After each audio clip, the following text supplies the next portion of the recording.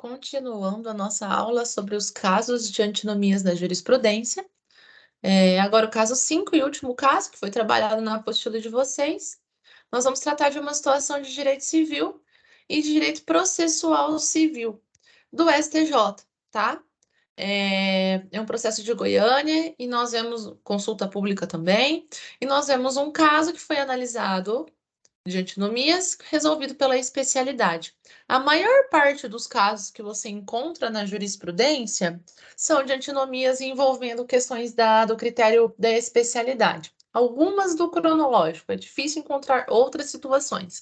E eu me comprometo, se eu encontrar outros casos, a estar compartilhando com vocês, até atualizando aí no nosso curso, e o pessoal vai informando, né? Divulgam nas redes sociais, Instagram, se houve atualização do curso, tá bom, pessoal? Mas é muito importante nós lermos e fazermos essa análise dos casos para vocês verem que tem situações que são simples, mas tem situações que demandam um grau de análise um tanto quanto no sentido de que caso aconteça o reconhecimento de uma antinomia ventada, eu vou chegar em uma concatenação lógica de resultado buscado. Se eu não conseguir, o resultado vai ser diverso. São pessoas, nós temos que ter a consciência que são pessoas que estão envolvidas nesses casos, e que não são apenas casos de discussões legais. Essa é a consequência prática da aplicação do direito, tá? Vamos lá, então. 6.5. Direito processual civil, embargos de divergência, um acordo que confrontou, então, né, na verdade, uma situação de confrontação de acordos, ausência de demonstração de divergência e não comprovação da divergência. O que é esse caso e o que aconteceu? Foi um agravo de instrumento interposto contra uma decisão que negou e indeferiu um pedido de assistência judiciária. O tribunal ACO, que é o tribunal anterior, né, o primeiro que analisou o agravo, ele não concedeu o pedido. A corte do STJ não deu provimento para o recurso especial e foi rejeitado os posteriores embargos de declaração com uma imposição de multa. A embargante, por sua vez, em razão dessa decisão do STJ, ela invocou a divergência de julgados entre as cortes, né, especiais e primeira turma. Alegou que tinha uma divergência no sentido da necessidade de afastar a multa prevista no parágrafo 2º do artigo 1026 do CPC, bem como de concessão de justiça gratuita. Os embargos de divergência, primeira coisa que a gente precisa ler ali, né? Ele tem por objetivo afastar a adoção de teses diversas para casos semelhantes, certo? E a função dele essencial é uniformizar as jurisprudências internas do tribunal, para retirar especialmente antinomias entre julgamentos, ou sobre questões ou teses que são apreciadas pelo próprio tribunal para não acontecer decisões conflitantes pelo mesmo tribunal. Por esse motivo, a utilização do recurso, ela tem êxito quando eu consigo comprovar o confronto, né, dos precedentes, que revela uma discrepância de solução judicial para cada caso entre si. Então, o que a embargante tinha que fazer? Demonstrar, está lá no tópico 4, cabalmente a identidade fática entre o acórdão embargado e as decisões colegiadas proferidas, bem como a tese jurídica, que está ali reproduzindo trechos, né, precisos e claros das decisões, de maneira que ela consiga indicar a semelhança e o dissenso do que está sendo alegado dos entendimentos dos julgados, tá? Quanto à alegação de juntada, então, no caso de cópia do inteiro teor do acórdão, o requisito foi cumprido, que era requisito procedimental, de modo que foi analisado o recurso que foi interposto, certo? Ele foi recebido, com cumprimento de requisitos de admissibilidade. No momento da interposição do recurso, ela não realizou o cotejo analítico que era dedicado ao exame de eventual identidade de similitude fática entre os casos que ela estava alegando, dos modos legais, como determina o regimento interno, porque nesse caso nós temos a aplicação do regimento interno do tribunal, que tem que ser observado quando você entra com um recurso desse. tá? E ela apenas trouxe fragmentos dos julgados invocando a existência de identidades, mas sem efetivamente demonstrar essas identidades. Descumpriu, então, uma regra técnica que foi reconhecida, né, com vícios insanáveis nesse caso. Vamos descer um pouquinho ali, que nós podemos ver que é o que fala especificamente do que ela está invocando, né? Bem como além do afastamento de multa e a concessão da justiça gratuita, que é o objetivo do pedido dela. Tá, item 3, lá embaixo, então, lá no onde tem uma ementa processual civil, embargos de divergência, acórdãos confrontados, ausência de divergência. O tribunal, ele não reconheceu a existência dessa divergência, certo? Nós estamos resolvendo essa situação aqui pelo critério da especialidade também. Por quê? Porque os embargos de divergência, ele tem como objetivo afastar a adoção de teses diversas para casos semelhantes, exatamente para não acontecer antinomias dentro do tribunal. Então, a principal finalidade ali é a uniformização, né, de decisões para evitar o conflito de decisões. Retirando, então, as antinomias entre os julgamentos sobre questões ou teses que são submetidas para apreciação. A utilização desses recursos, eles têm êxito quando eu falo de confronto entre precedentes do STJ, ou seja, tem discrepância de solução judicial dos casos. Por isso que eu vou manejar esse tipo de recurso. E a parte embargante, ela tem que demonstrar cabalmente a identidade fática do que ela está pedindo, que seja reconhecido no embargo dela. Nesse caso, o tribunal entendeu que ela não trouxe na análise do caso, que depende do exame das circunstâncias que envolve a sua oposição, elementos suficientes para fazer essa avaliação. Que não era possível, por exemplo, ajuizamento desse embargo único e exclusivamente para protelar decisões judiciais, certo? Por quê? Porque muitas vezes os embargos são usados de forma protelatória, e isso é um tanto quanto desleal aí, porque você acaba enrolando o judiciário para a concessão de uma decisão, né?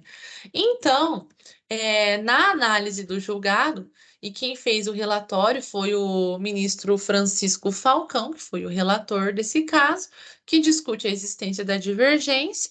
Ele faz a análise, ele traz uma outra e uma terceira posicionamento, né, de uma situação semelhante da terceira turma de processo civil, que envolve um caso de uso capião, pautado também neste julgado, onde ele fala da aplicação do novo CPC, e a questão da análise dos julgados tem que ser feita mediante o cumprimento dos requisitos de admissibilidade e da forma recursal, o que não foi cumprido, e por esse motivo ela não teve a concessão, a parte recorrente, né, com fundamento no que foi exposto, de aplicação da forma como ela queria. Olha lá no finalzinho do julgado, se você descer. Neste cenário, restou demonstradas as circunstâncias em que foram opostos os embargos de declaração e foram reputados por procrastinatório, tá?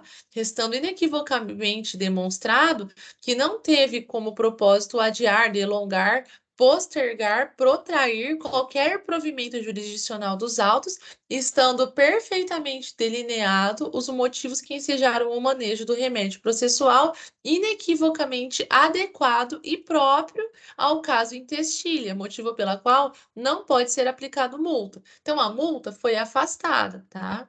Nessa situação. O que eu preciso que vocês vejam? O agravo, no caso que foi feito aqui, que discute divergência de embargos, ele deixa muito claro que é pressuposto indispensável para a comprovação e configuração da alegada divergência a adoção pela parte recorrente na petição dos embargos da divergência de uma das providências, né, que ele fala que é necessária sobre os paradigmas indicados. A juntada de certidões, então ele tem requisitos para ser cumprido.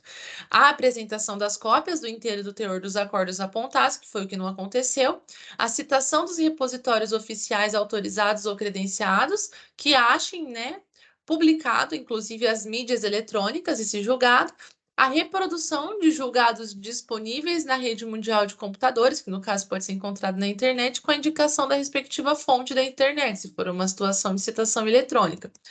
Trazer aos autos apenas a transcrição de emendas e a indicação de publicações dos acordos que são paradigmas, não supre as exigências legais e regimentais, porque imagina se você tem requisitos procedimentais para serem cumpridos e cada um trouxer de uma forma diferente, o próprio regimento interno do tribunal acaba sendo descumprido. Ah, mas aqui a discussão é sobre isso? Não. É sobre o critério da especialidade nesse julgado. Por quê? Porque é a obrigação da parte instruir os autos conforme aquilo que ela quer demonstrar sobre a existência de divergência ou falta de similitude fática. E se ela não trouxer essa comprovação para trazer uma comparação e equiparação, né, dos paradigmas dela ali, ela não consegue demonstrar o litígio que ela alega.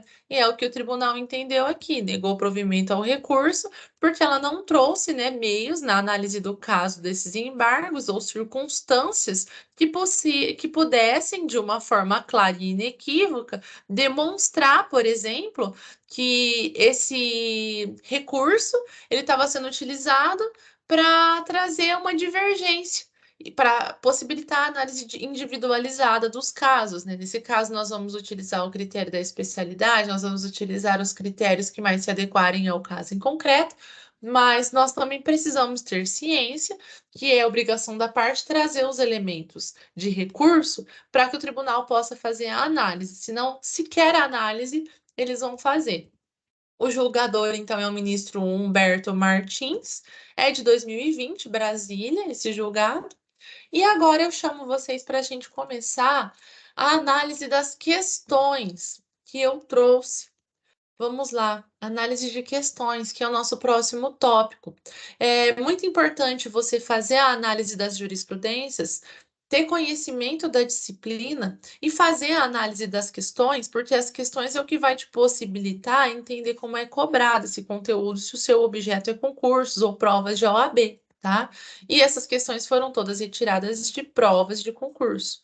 Então, vamos lá. Primeira questão. A questão 1 de Direito Civil, caiu na CESP em 2020, numa prova do TJ, analista de judiciário, era a prova, então exige nível superior, esse concurso, e fala aí do conflito de normas. O conflito entre uma norma especial anterior e uma norma geral posterior, ele se classifica como A. Antinomias de primeiro grau real e deve ser resolvido pelo critério hierárquico. B. Uma antinomia de primeiro grau aparente. Nós estamos falando aí de uma norma especial anterior e uma norma geral posterior, certo? Antinomia de segundo grau real e somente pode ser resolvido por decisão de corte constitucional. Antinomia de segundo grau aparente e deve ser resolvida pelo critério da especialidade. Lembra que eu disse que era interessante vocês conhecerem a antinomia de segundo grau? E letra E, antinomia insuperável e pode ser resolvido por solução do legislativo. Resposta. Letra D, antinomia de segundo grau aparente e deve ser resolvido pelo critério da especialidade, tá? Nós estamos falando, nesse caso, da norma especial anterior, que é a norma que trata de uma forma mais específica a respeito de um tema, e uma norma geral posterior. Quando acontece esse tipo de conflito, nós falamos de conflito de segundo grau aparente, por quê? Porque a norma anterior ela ainda pode ter aplicabilidade, certo? E aí a especialidade, porque a anterior é especial, perto da geral posterior. Questão 2. Prefeitura de Vila Velha aí, um concurso de especialista em controladoria pública. Vamos lá. O problema da aplicação da lei, ela pode se dar também quando existe mais de uma norma conflitando entre si. Neste caso, nós temos uma antinomia. A ordem jurídica, ela prevê critérios para a solução de antinomias aparentes. Deste modo, então, a questão nossa aí é sobre a aplicação da lei, o conflito de normas e a existência da antinomia. E aí, nós vamos trabalhar os critérios para a solução de antinomia, que foram expostos lá no início da aula. Segundo os metacritérios para a solução de antinomias de segundo grau, nós temos que, entre os critérios da especialidade e o cronológico, prevalece o cronológico, certo? Lembra que eu expliquei? Na de segundo grau, nenhuma pincelada. Olha como é cobrado, mais uma questão sobre o tema. A antinomia será real quando a própria lei tiver critério para a solução do conflito. C. A antinomia também ocorre quando há lacuna legislativa. D. O critério hierárquico ele tem por objeto resolver a necessidade de integração de lacunas axiológicas. E E. Segundo os metacritérios para a solução de antinomias de segundo grau, temos que, entre os critérios hierárquico e o cronológico, prevalece o hierárquico, pois a competência é mais forte que tempo. Resposta, letra E. Porque entre os critérios hierárquicos, entre os critérios cronológicos e o hierárquico, prevalece, daí no caso, o hierárquico, certo? Por quê? A competência legal, que é a lei superior e a lei inferior, ela tem maior força de aplicabilidade do que a aplicação da lei no tempo. Próxima questão. Questão 3. Prefeitura de Poá e um concurso de procurador jurídico. Esse caso aqui aconteceu, certo? Na solução de antinomias normativas aparentes no direito brasileiro, prevalece qual critério? Então, vamos lá. Antinomias normativas aparentes, certo? Qual critério que nós vamos aplicar? O da especialidade sobre o da anterioridade? O da anterioridade sobre o da hierarquia? O critério da analogia sobre o da especialidade? Do costume sobre a hierarquia? O critério da anterioridade sobre o da especialidade? Eu preciso que vocês façam uma reflexão aí, que nós estamos falando de antinomias normativas aparentes. Lembra que são aquelas que possuem os critérios para a solução, certo? E a resposta é o da especialidade sobre o da anterioridade, porque o critério especial sempre vai prevalecer nessa situação. Próxima questão, exame da ordem 2015. A solução do conflito aparente de normas dá-se na hipótese mediante a incidência do critério da especialidade, segundo o qual prevalece a norma específica sobre a geral, conflito de normas, certo? É conhecida a distinção no âmbito da teoria do direito entre antinomias aparentes, que são as solúveis, classificação do professor Terço Sampaio, e antinomias reais, insolúveis. Para o justo filósofo Norberto Bobbio, uma antinomia real se caracteriza quando estamos diante de duas normas colidentes que pertencem a ordenamentos jurídicos diferentes. Nós vimos isso. De normas que colidem entre si, porém essa colisão ela é solúvel, antinomia real, solúvel mediante a aplicação do critério cronológico, do critério hierárquico, do critério da especialidade. Estamos diante de normas colidentes e o intérprete ele é abandonado a si mesmo pela falta de um critério ou pela impossibilidade de solução do conflito entre os critérios existentes. Ou estamos diante de duas ou mais normas que colidem entre si e possuem diferentes âmbitos de validade temporal, espacial, pessoal ou material. E a resposta é a C. Por quê? A antinomia real, como foi explicado, é uma antinomia que não tem uma solução. O julgador é que vai trazer, pela equidade ou pela edição de uma nova lei, a solução para o caso em concreto. E por isso que existe a impossibilidade de solução do conflito entre os critérios existentes, certo? E próxima questão, FGV, também exame da ordem. O 15º exame da ordem cobrou essa pergunta de antinomias dentro de filosofia do direito, salvo engano. Um sério problema com o qual o advogado pode se deparar ao lidar com o ordenamento jurídico é a antinomia. Segundo Norberto Bobbio, eles gostam bastante de Bobbio. Em seu livro A Teoria do Ordenamento Jurídico, que é o livro que eu citei que ele explica as lacunas legais, são necessárias duas condições para que uma antinomia ocorra. Assinale a opção que, segundo o autor da obra em referência, representa tais condições. As duas normas em conflito devem pertencer ao mesmo ordenamento, letra A, e as duas normas devem ter o mesmo âmbito de validade, seja temporal, espacial, pessoal ou material. B. Ambas as normas devem ter procedido da mesma autoridade legislativa. E as duas normas em conflito não devem dispor sobre a mesma matéria. Não devem dispor sobre a mesma matéria. C. Ocorre no âmbito do processo judicial quando existe uma divergência entre a decisão da primeira instância e a decisão de segunda instância, ou quando um tribunal superior de natureza federal confirma a decisão de segunda instância. E D. As duas normas aplicáveis não apresentam uma solução satisfatória para o caso e as duas normas não podem ser integradas mediante recurso ou analogia e costumes. Então, nós estamos vendo aqui as duas condições, segundo o Bob, para ocorrer uma antinomia, que é a letra A, que foi citada também na nossa aula. As duas normas em conflito devem pertencer ao mesmo ordenamento e as duas normas elas devem ter o mesmo âmbito de validade, seja temporal, espacial, pessoal ou material. Próxima questão. Questão 6. CESP, concurso para juiz de direito 2016. Sobre a hermenêutica e a aplicação do direito, assinale a opção correta. Vamos lá, então. A.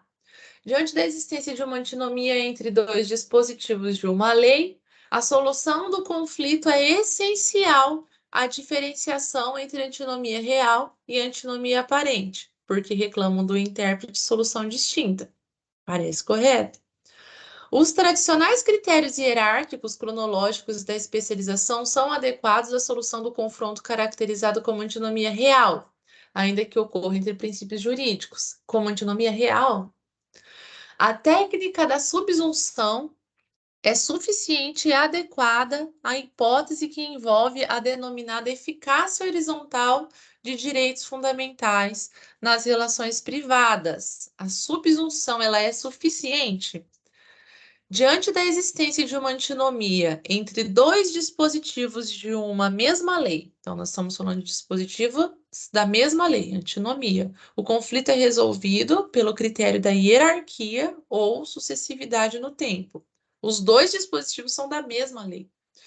A aplicação do princípio da especialidade em conflito aparente de normas afeta a validade ou a vigência da lei geral. Princípio da especialidade. Resposta correta, letra A. Porque o princípio da especialidade, ele não afeta a validade e a vigência. Ele afeta a validade. Diante da existência de antinomias de dois dispositivos de uma mesma lei, o conflito ele não é resolvido pela hierarquia. Ele é resolvido aqui nesse caso, eu tenho dois dispositivos da mesma lei. Ele é uma antinomia real, e eu tenho que resolver ou com a edição de uma nova lei, revogação de uma delas, ou com a análise do julgador, equidade. A técnica da subsunção ela é suficiente e adequada para casos que envolvem denominadas eficácia horizontal dos direitos fundamentais. Possivelmente ela não é suficiente, não entra aqui essa resposta C não entra especificamente no tema antinomias, mas o erro deve estar na insuficiência. E os tradicionais critérios hierárquico, cronológico e especialização são adequados para a solução, no caso de antinomias aparentes e não reais, correto? Então, a resposta correta é: diante da existência de uma antinomia entre dois dispositivos de uma mesma lei, a solução do conflito é essencial à diferenciação entre antinomia real e antinomia aparente, porque precisam de uma solução distinta. Não é a mesma solução que você vai dar para a solução de antinomias reais e para a solução de antinomias aparentes, ok? E aqui, então, pessoal, nós encerramos esse curso. Parar de compartilhar a tela com vocês. finalizamos, né, o material da antinomia. O que eu gostaria que vocês tenham em mente aí, deixar claro com vocês sobre todo esse conteúdo trabalhado. É importante você compreender a forma de trabalhar a antinomia, como ela é cobrada em um concurso, o senso de disciplina do aluno, para que ele consiga entender os critérios, faça mapas mentais, veja quais são as melhores formas que você tem para desenhar a matéria na sua cabeça. Não basta eu vir aqui explicar. Busquem conhecer melhor. Eu preciso, então, de uma forma clara e objetiva, que vocês entendam que as antinomias elas estão relacionadas com a inconsistência do ordenamento. Nós trouxemos aí conceitos, tipos, classificação de uma antinomia do ordenamento jurídico brasileiro, que nem sempre ele é solucionado pelos critérios que são aplicados e metas-critérios das antinomias, que depende, fica nas mãos do julgador, sim. O juiz exerce um papel fundamental, é de fundamental importância a análise do jurista para a ciência do direito, a solução das antinomias, porque o ordenamento jurídico ele não é perfeito, certo? E ele é criado por um sistema de ideias originárias, com organização feitas por seres humanos, passível de lacunas, de divergências e de discussões. Ou seja, sendo o direito um dogma, as antinomias elas sempre vão estar presentes e sempre necessitarão desses critérios e das formas de estruturação para adaptação aos valores de cada sociedade que ela se submete. O tema ele é cobrado sim em OAB, como nós vimos, ele é cobrado em concursos públicos, magistratura, promotoria de justiça, analistas de tribunais, e o conteúdo ele é um conteúdo geral. Ou seja, eu consigo ver a aplicação de antinomias dentro do direito civil, dentro do direito penal, direito administrativo, diversas áreas podem discutir antinomias, porque todas elas são pautadas em leis. Temos uma gama imensa de aplicabilidade, certo? Por isso é importante você compreender o tema, que pode se estampar em diversas formas e conteúdos. Aqui eu encerro a minha fala, encerro a aula de vocês, com a conclusão dessas aulas, né? Após vocês fazerem a leitura do material, inclusive, sugiro que façam sim a análise das questões para obtenção de certificado, porque é uma comprovação que vocês têm de horas, atividades, inclusive, para que o aluno possa colocar e incluir no currículo. Se vocês têm um Lattes, se vocês não têm um currículo Lattes, façam um currículo Lattes e cada curso que vocês forem fazendo, vai inserindo. Cada cursinho desse aqui do Realizar é legal no currículo de vocês, que conta como pontuação. Inclusive, se vocês forem fazer algum tipo de concurso para docência, algum outro tipo que seja necessário comprovar atividades e hora-aulas, conta a pontuação em algumas situações de graduações, verifique se sua graduação aceita, pós-graduação, que precisa comprovação de horas de atividades obrigatórias, algumas situações de trabalho, e pode ser útil para vocês não só no conhecimento, mas também nas atividades da vida prática e rotineira de vocês. Agradeço, então, a oportunidade da aula. Qualquer dúvida pode encaminhar aí para o pessoal do curso, podem entrar em contato comigo. Tem os meios de contato, tem um Instagram também que dá para vocês entrarem comigo, que é o @doutora.laisresquete, e nós podemos conversar caso alguém tenha algum tipo de dúvida, eu estou à disposição, e pelo curso também estou à disposição, tá bom? Caso ocorra alguma atualização, eu vou encaminhar para vocês. Muito obrigada.